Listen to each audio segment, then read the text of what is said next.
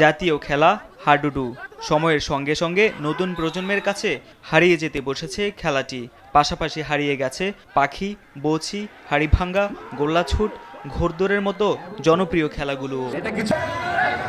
কয়েক বছর আগেও গ্রামে গ্রামে তরুণ যুবকদের আনন্দের খোরাক ছিল খেলাগুলো। ধীরে ধীরে অনলাইন গেমে আসক্ত হয়ে ঐতিহ্যবাহী এই খেলাগুলো ভুলে গেছেন শিশু কিশোররা। নতুন প্রজন্মের শিশুরা এখন অনেকে জানেও না কিভাবে খেলতে হয় গ্রামীণ এসব খেলা। গ্রাম বাংলার সেই ঐতিহ্যবাহী খেলাগুলো হচ্ছে যেগুলো আমি কখনো দেখিনি বা খেলিনি।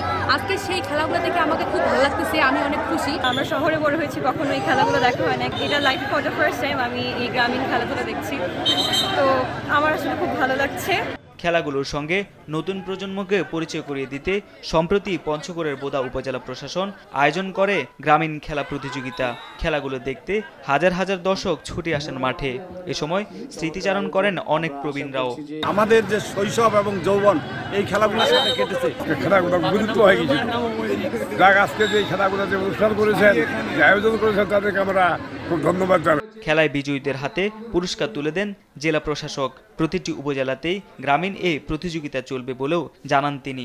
গ্রাম বাংলার ঐতিহ্য এই খেলাগুলো হারিয়ে না গিয়ে প্রজন্মের পর প্রজন্ম ছড়িয়ে পড়ুক, এমনটাই চাওয়া সবার।